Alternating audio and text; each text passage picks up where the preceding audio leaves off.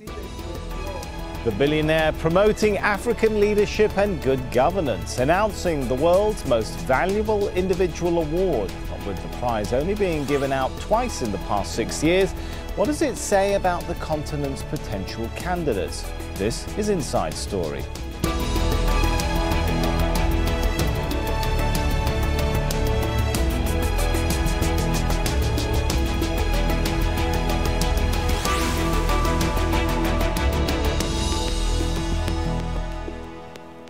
Hello and welcome to the show. I'm Sami Zaidan. Well, it's an award that promotes excellence in African leadership and measures how well nations are doing when it comes to things like human rights and the rule of law and the economy. Well, Sudanese-born mobile phone billionaire Mo Ibrahim established the award and the foundation that bears his name in 2006. And the prize it offers is prestigious and lucrative. To be eligible, candidates must be a former African head of state or government, democratically elected, have left office in the last 3 years, served the mandated term and demonstrated exceptional leadership. And the reward, $5 million over 10 years, followed by $200,000 a year for life. But since the Mo Ibrahim Foundation's inception, there have only been 4 winners. Monday's prize to outgoing Namibian President Hifikepunye Pohamba was the first since 2011. It's raising questions about eligibility and suitability and the broader issue of what constitutes good governance in Africa. Harun Mutasa was at the prize announcement in Nairobi and filed this report for Inside Story. When you talk to many Africans, ordinary Africans on the ground, to be honest, a lot of them say they don't really know much about the Mo Ibrahim Prize. And those who do know say that they are worried about the fact that there have been a few years where no one has managed to win this prize. So they're saying, what is going wrong on the continent in terms of leadership? Are there really not enough leaders who deserve this prize? Another worrying trend for people is what's currently going on in Africa. There are a few African leaders who seemingly want to change the constitution in their countries and hang on to power and seek a third term in office. People are concerned about Burundi, for example. They have elections in June. People are concerned about Togo with elections in April. And then in 2016, the Democratic Republic of Congo also has elections. Some people are still concerned that President Joseph Kabila could try again and run for a third term. The Africans are saying the fact that there be no winners is disappointing. What does this really say about a good governance on the continent? They say it's embarrassing that there have been a few years and no one has won. So they're basically saying maybe we should change the criteria just a little bit, maybe broaden the scope of leadership on the continent, what it actually means. Why does it have to be a former president? Why can't it be someone as simple as a teacher in a rural school who's managed to keep his or her school afloat, who's managed to keep pass rates high? They're saying maybe the world should recognize, or leaders or organizers of this particular prize should maybe expand the scope a bit and realize that there are lots of good men and women on the African continent that also need recognition. It doesn't have to be former presidents if it really is that hard to find a winner every single year.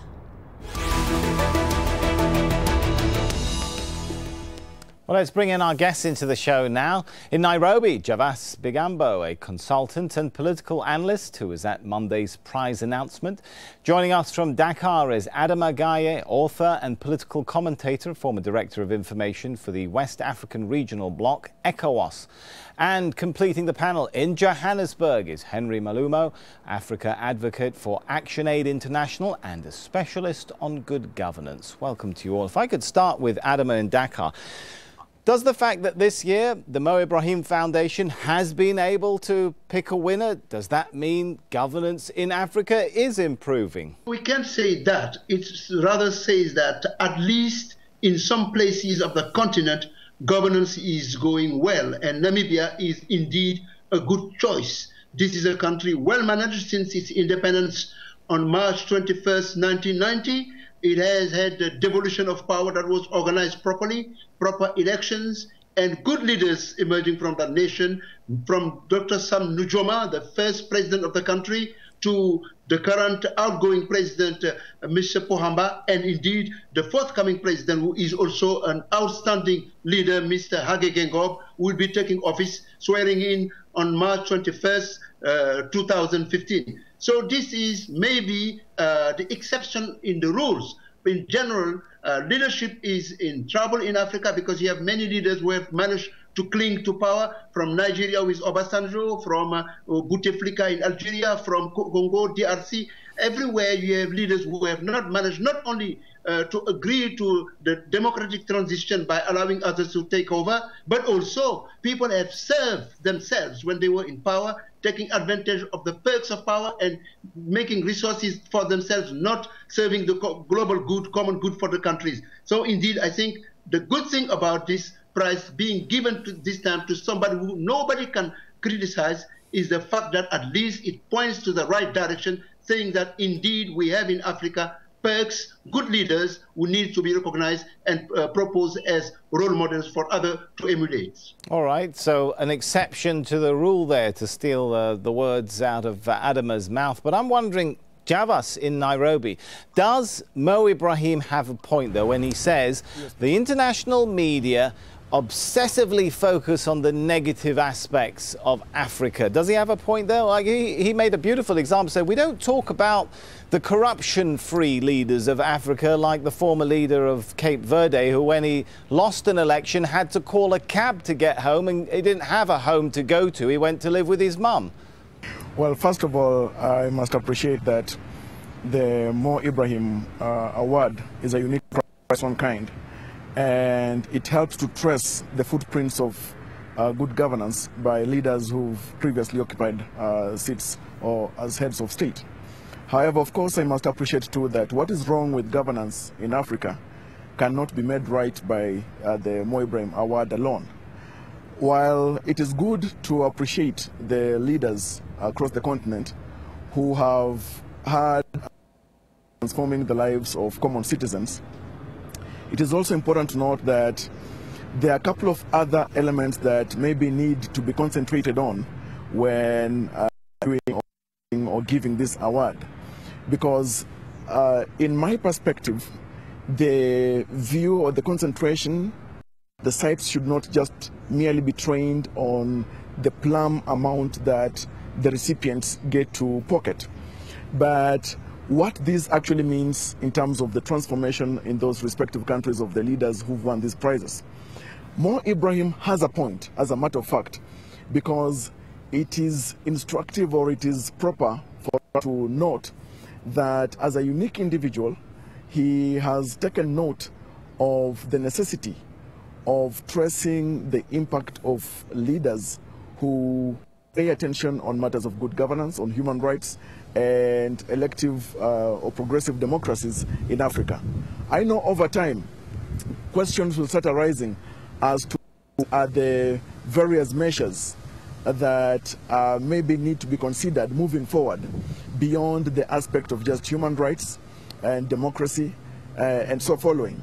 Because in the end, it is proper maybe to have common citizens participate in the nomination of the win these awards, because so far right now, if you are to go across the continent, across all the cities, and ask every second person, every third person on the streets, nearly half the population have no idea about the Mo Ibrahim Prize Award or even the issues that are considered for the granting of this award.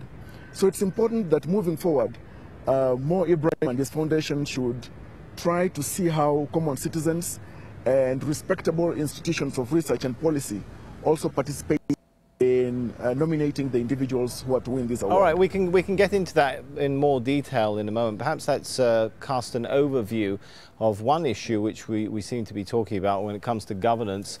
As we've mentioned, a criticism that's often levelled at African leaders is the length of time they stay in office. Equatorial Guinea's President Teodoro Obiang Nguema Mbasogo has held his seat for 35 years.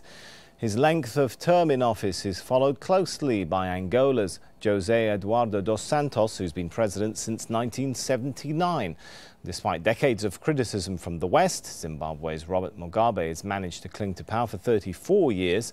Cameroon's President Paul Biya has led his country for 32 years, while Uganda's Yoweri Museveni has been president for 28 years. Interesting observations there. And one thing that's also interesting, Henry, in Joburg, I looked up a study, a 2013 study published by the African Journal of African Development, and it found that the continent, Africa, is the single region with the greatest increase in poverty. So we've got leaders in some parts of Africa staying around in power for a very long time, and the situation getting worse in many countries. Yes, I think clearly, as you've noted, and for me this is where the distinction comes in between the Mo Ibrahim Award and the concerns that other people have, whether in Africa and beyond. Firstly, that what the leaders you've listed here, from President Ngwema to President Mugabe and others, is that they've not been able to honor their constitutions. They've not been able to keep their promises. They've been able to fail the citizens. And also just to say that what Mo Ibrahim has said is what a number of Africans could have said or could be saying and are saying in private conversations. There's a challenge on the continent, and yet hope is not lost. I mean, an example of Namibia is around the continent. I mean, I'm Zambian myself by citizens, and we have seen a transition of power. Such should be commended.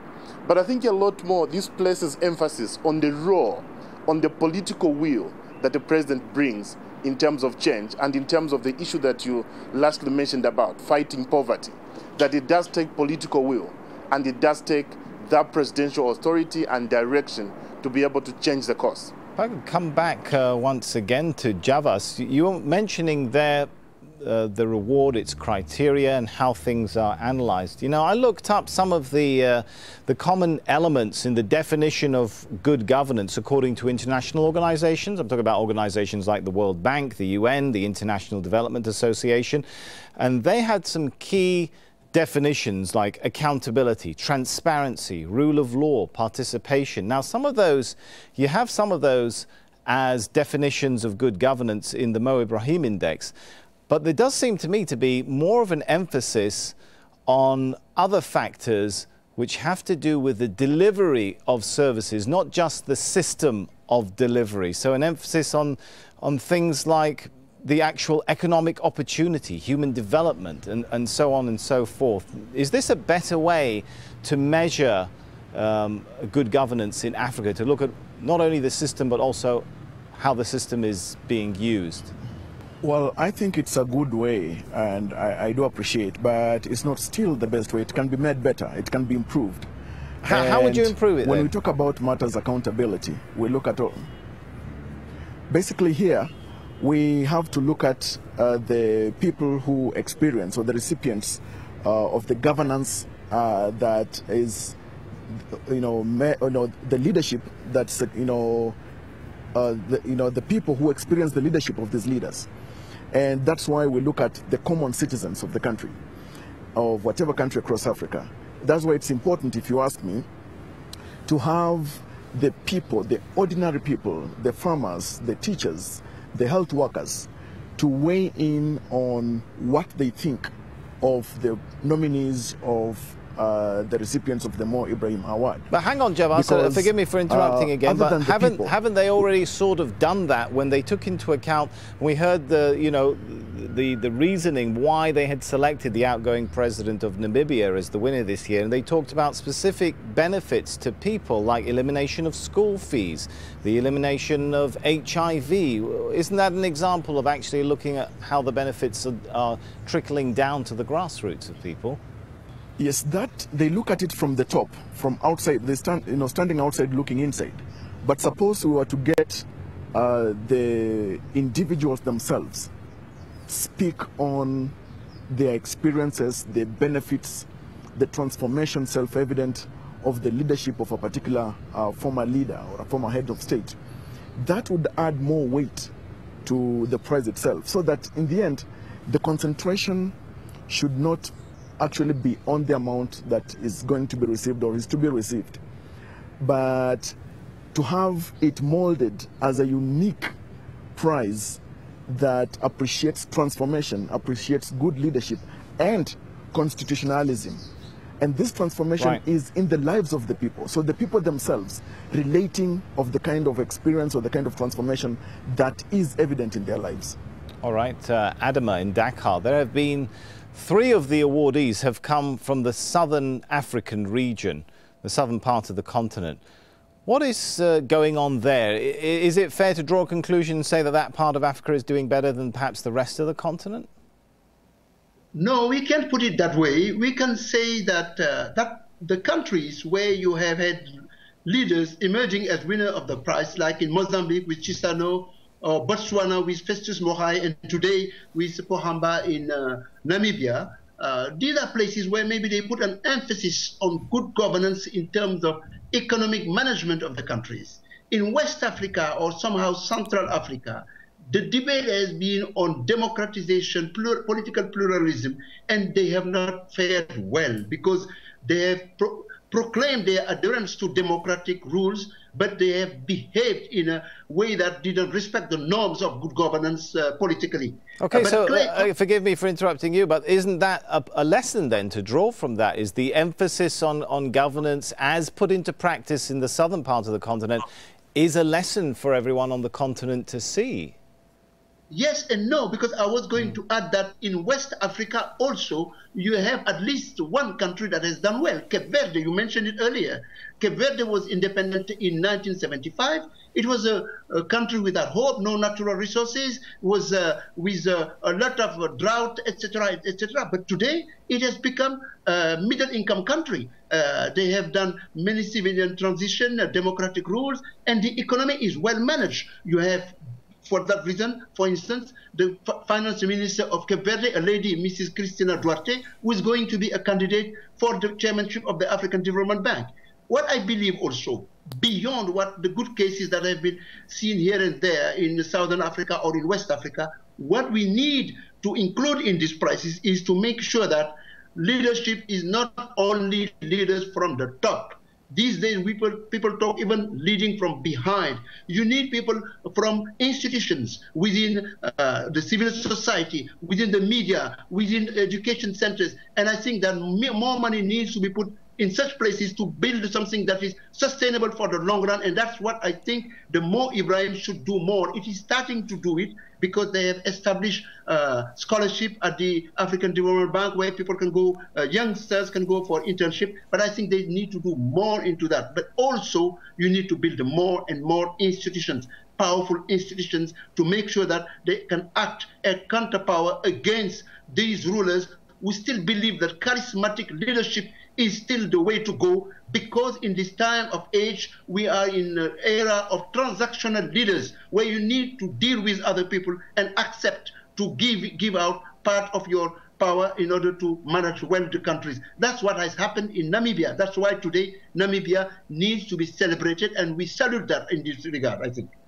All right, so the issue of the number of awardees and what parts of Africa they come from is an issue that came up in the award ceremony. Now, Mo Ibrahim spoke to Al Jazeera just after that ceremony and announcement of the winner and explained why the award has not been given out every year. Our prize was given 4 times in the last 7 or 8 years. Now, it is a prize for excellence in leadership. And we are not lowering our standards. It's not a pension. It is people who come and do an extraordinary job. That is a tough benchmark. And I speak to our friends in Europe, for example, and I say, if this prize were offered to European presidents and leaders, how many leaders you think, European leaders, would have won this prize in the last 8 years? So Africa really is not doing badly to find 4 excellent leaders in 8 years. This is the nature of excellence. It's not common. Now, I accept that we have some challenges in Africa and we have issues, but we are moving forward. 95% of African people today live under better governed societies than 10 years ago. It's not perfect, and it's not by wide margin, but it is a movement forward. So what we need is to energize civil society, continue the scrutiny, and we move forward, one step at a time. So Javis in Nairobi, as we could hear there very clearly, Mo saying there has been progress. Do you agree that looking at things on the ground, there is at least some movement towards progress in terms of the reality that people confront? Briefly. Well, I think I roughly acquiesce with Mo Ibrahim himself when he notes that there is progress so far that's witnessed. Because if you look across the continent, you will note that common citizens are taking the matter of accountability more seriously. They are willing to ask difficult questions to their leaders. They are willing to put in place constitutions that work for them. The problem is now working toward enhancement of great political will that honors constitutionalism. All right, hang on there. I want to bring in, forgive me, jumping in. To move this. I want to bring in Henry from Johannesburg. You're a person who works very much with the grassroots. Do you see progress, and would you say that the prize is succeeding in creating an incentive for good governance? How does it look from the projects on the grassroots where you work? Well, in terms of, I think, citizens taking up action, in terms of citizens demanding more, that is beginning to happen. Is this an incentive? Is the award an incentive? I would say no. No, in the sense that I think there's need for more integration. What Mo Ibrahim is doing should actually be one project that the African Union should adopt as a continent. And this should in itself demonstrate their willingness to hold ourselves as a continent accountable. But that progress of them doing that, unfortunately, isn't coming sooner than we had expected. A very good example is what we have in the African peer review mechanism. A lot of us, a lot of civil society were very keen and very excited to see the APRM coming on board. Unfortunately, it hasn't been able to deliver that kind of analysis, that kind of review, that kind of inward democracy or inward interrogation or accountability that so oftentimes we challenge donors not to hold us accountable because we are sovereign states, we are a continent on our own. So again, unless this project, unless the Mo Ibrahim Award program is integrated within the African Union system so that it is almost like national and citizens driven, it will remain an event that many people look at with a lot of suspicions, a lot of reflections. But I think what we need Henry, is to learn from Mo Ibrahim what is and holding say, good governance back then? When you say we need citizens to have perhaps a bigger role and participation in this sort of project, against what? What is holding the project of good governance back from the grassroots perspective? Well, the grassroots can do their bit, but it actually takes what Mo Ibrahim has defined as exceptional leadership at the top to make these changes happen. Unfortunately, some of the leaders we just mentioned earlier have stuck in power. The reason that has happened is because they haven't honored their constitutions. They haven't respected the laws of the land. So with that kind of leadership at the top, it is very difficult to change the rules. So what needs to happen is for citizens to put pressure on their leaders, for civil society to mobilize citizens across the continent and demand that some of these instruments should be integrated by the African Union and adopted. Okay, Adam, I think we have just a brief minute left. You were talking earlier on a point which I think there is some kind of contrast with what Henry was talking about there when you called for perhaps other than political leaders to be measured. How would you respond to perhaps the sentiment which I think Henry was onto there, which is, regardless of what the middle classes and the grassroots do, it's the leaders who hold a lot of the keys. They are really the people that should be under the microscope and focused on. Of course, leaders set the vision, the mission, and show the way forward by being the model to emulate. We know in the world, leaders who have changed society. Churchill in the UK, you have had Franklin Roosevelt in America with the New Deal. You have Deng Xiaoping in China from 1978, the economic reforms. You also Lee Kuan Yew in Singapore. But in Africa, it's very hard to find somebody you can pinpoint as a real leader that everybody will agree on, except maybe Mandela, who is just an icon. But I believe that there is a risk to only focus on such kind of grand figure, big picture, charismatic leaders. You need also to build from the bottom the form of leadership. And I told this to Mr. Mo Ibrahim, whom I have known for years.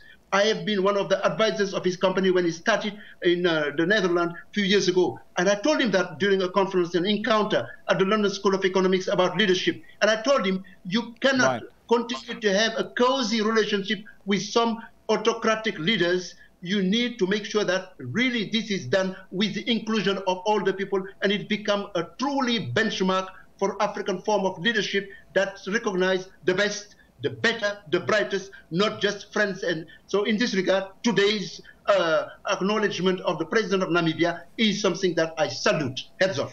All right, and I think a lot of people would salute that at least the Mo Ibrahim Foundation is trying to make a difference. For now, let's thank our guests, Javis Big Ambo in Nairobi, Adam Agaya in Dakar, and Henry Malumo in Johannesburg. Thank you so much. And thank you for joining us. If you've got anything you'd like to add, head over to our program page at aljazeera.com. You can post your comments at facebook.com/AJ Inside Story or send your tweets to @AJ Inside Story. I'm Sami Zaidan from the whole team. For now, it's goodbye.